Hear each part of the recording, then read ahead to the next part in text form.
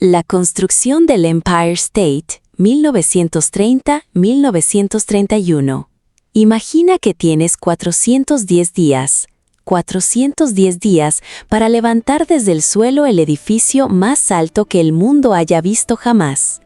Sin computadoras, sin grúas modernas, y con 3.500 hombres trabajando a la vez a 400 metros de altura con el vacío a los pies. Eso no es una hazaña de ingeniería, eso es una declaración de guerra contra lo imposible. ¿Cómo se construyó el rascacielos más famoso de la historia en menos de 14 meses? ¿Quiénes eran esos hombres que forzaban sus cuerpos a alturas que habrían paralizado a cualquier otro? Hoy vas a descubrirlo todo. Los secretos de la construcción, los peligros que nadie cuenta y la razón por la que este edificio cambió para siempre la forma en que la humanidad entiende el poder. Y al final del video, te revelaré el dato que los libros de historia casi nunca mencionan, el verdadero motivo por el que el Empire State se construyó tan rápido. Quédate. Para entender por qué se construyó el Empire State, hay que situarse en el otoño de 1929. El 29 de octubre de ese año, la bolsa de Nueva York se desplomó.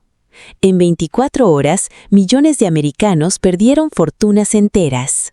Fue el inicio de la Gran Depresión, la peor crisis económica del siglo XX. Y sin embargo, en medio de ese caos, dos de los hombres más poderosos de Estados Unidos tomaron una decisión que muchos consideraron una locura absoluta. John Jacob Raskob, directivo de General Motors y uno de los hombres más ricos del mundo, y Al Smith, exgobernador de Nueva York, anunciaron en 1929 que iban a construir el rascacielos más alto del planeta, justo cuando la economía se hundía. ¿Por qué? ¿Por ambición personal? ¿Por ego? ¿O había algo más? Para 1929, Nueva York estaba en medio de una guerra secreta, una guerra de acero y hormigón, una guerra medida en metros. El arquitecto William Van Allen estaba levantando el Chrysler Building para Walter Chrysler, el magnate del automóvil, y la torre crecía y crecía y crecía. Se rumoraba que sería el edificio más alto del mundo, y Chrysler lo quería así, lo necesitaba así. Van Allen diseñó una jugada maestra. Ocultó en el interior de la aguja un tramo adicional de 7 metros de acero. Cuando nadie lo esperaba, en octubre de 1929 lo izaron desde dentro.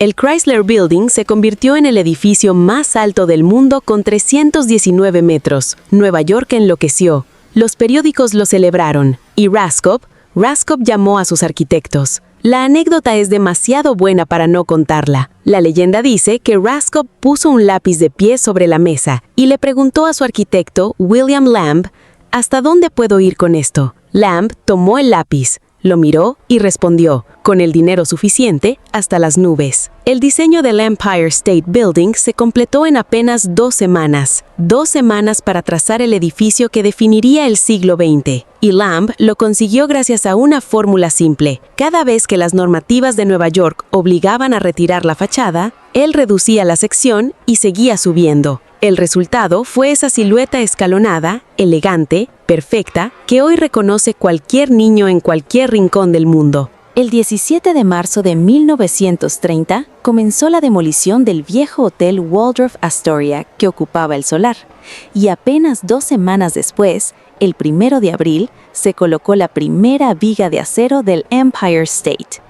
3.500 hombres. Eso es lo que necesitó la obra en su punto álgido. 3.500 hombres que trabajaban en turnos de 6 horas, 6 días a la semana, bajo el sol abrasador del verano de Nueva York y el frío cortante del invierno. Muchos de esos hombres eran inmigrantes, italianos, irlandeses, alemanes, que habían llegado a América buscando un futuro. Y luego estaban los Mohawk, hombres de la nación Kahnawake del sur de Canadá. Los Mohawk tenían una relación especial con las alturas. Decían que no sentían el vértigo de la misma manera que otros hombres. No tenían miedo al vacío. Y por eso eran los roblonadores, los que caminaban sobre las vigas como si fueran aceras. El sistema de construcción era una sinfonía de precisión humana. 4 hombres por equipo. Primero, el calentador. Metía el remache de acero, una barra del tamaño de un pulgar, en un brasero hasta que brillaba al rojo vivo. Luego lo lanzaba al aire con unas tenazas. El receptor lo capturaba en el aire con un cubo de metal y lo colocaba en el agujero de la viga. El roblonador, con su martillo neumático, lo aplastaba en décimas de segundo antes de que el acero se enfriara. Y vuelta a empezar, cientos de veces al día, a 400 metros del suelo. El receptor no atrapaba el remache, este caía, nadie abajo. Pero si alguien cruzaba en el momento equivocado, el calor del remache podía atravesar un zapato. Un error de décimas de segundo podía ser fatal. Los registros oficiales hablan de 5 muertes durante la construcción. 5, una cifra que asombra para una obra de esa magnitud, aunque los historiadores sospechan que el número real fue mayor, pues no todos los accidentes se registraban.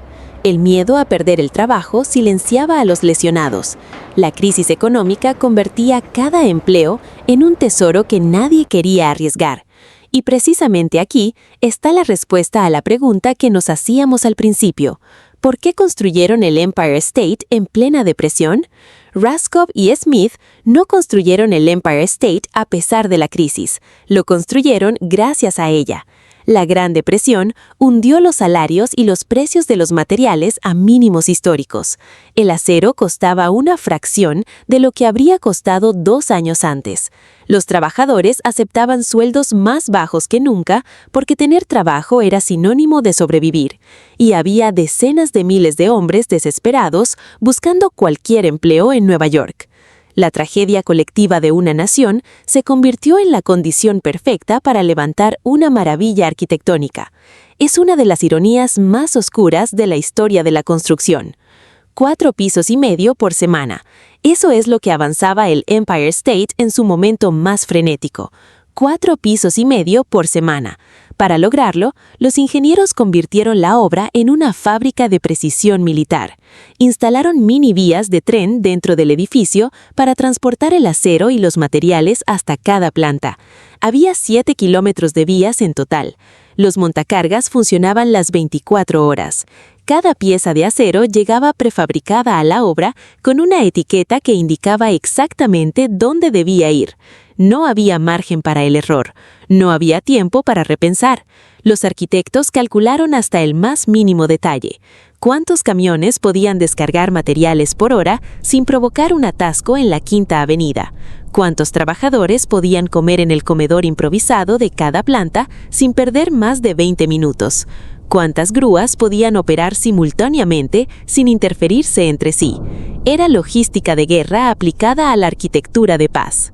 El 1 de mayo de 1931, el presidente Herbert Hoover presionó un botón en Washington, D.C.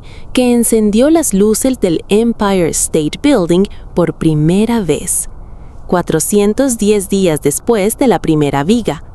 7 millones de horas hombre de trabajo. El edificio más alto del mundo. 443 metros hasta la cima de su mástil. Y ahí está el detalle que nadie cuenta, ese mástil. ¿Por qué hay un mástil en lo alto del Empire State? No fue solo una decisión estética.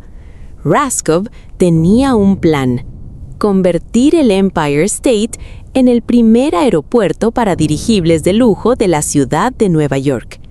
La idea era que los grandes zeppelines, esas aeronaves de hidrógeno que cruzaban el Atlántico, pudieran amarrarse al mástil del Empire State. Los pasajeros descenderían por una pasarela directamente al piso 102 y desde allí tomarían el ascensor hasta la Quinta Avenida. El viaje completo de Londres a Nueva York terminaría en el corazón de Manhattan en menos de 1 hora desde el desembarco. ¿Por qué no funcionó? Porque los vientos sobre Manhattan son impredecibles y violentos. Los intentos de amarre con dirigibles reales resultaron ser peligrosísimos. Las naves eran empujadas lateralmente por las corrientes y el mástil se convertía en un punto de palanca que podía volcar al propio Zeppelin. Después de algunos intentos fallidos y bastante ridículos, un dirigible que estuvo varios minutos luchando contra el viento mientras la prensa fotografiaba la escena, el plan fue abandonado silenciosamente. Pero ese mástil añadió los metros suficientes para que el Empire State superara definitivamente al Chrysler Building. El récord estaba asegurado. Y esa era, al final, la verdadera prioridad. El 28 de julio de 1945, un bombardero B-25 que volaba perdido entre la niebla de Nueva York chocó contra el piso 79 del Empire State Building. 13 personas murieron. El edificio quedó dañado, y el lunes siguiente, el Empire State abrió sus puertas a los empleados sin fallar un solo día de trabajo. Ese es el carácter de este edificio, construido en tiempos de crisis, diseñado en semanas, levantado en 14 meses, golpeado por un avión, protagonista de 1000 películas y símbolo de una ciudad que nunca se rinde. El Empire State no es solo el edificio más famoso del mundo, es la prueba física de lo que los seres humanos pueden hacer cuando deciden que no hay límites. 410 días, 3.400 trabajadores, 57.000 toneladas de acero, 7 millones de horas hombre y el edificio más famoso del mundo. La próxima vez que veas una fotografía del Empire State Building, recuerda que detrás de cada una de sus 6.514 ventanas, hay un hombre que arriesgó su vida a 400 metros de altura, lanzando remaches al rojo vivo, caminando sobre vigas del ancho de una mano, para que nosotros pudiéramos llamarlo símbolo de la civilización. Eso es lo que este video quería contarte. Si quieres saber más sobre los grandes monumentos construidos contra toda lógica, tienes el siguiente video justo aquí. El canal crece cuando tú lo compartes. Y si llegaste hasta aquí, gracias. Eso significa que la historia funcionó. Nos vemos en la siguiente historia. ¡Chao!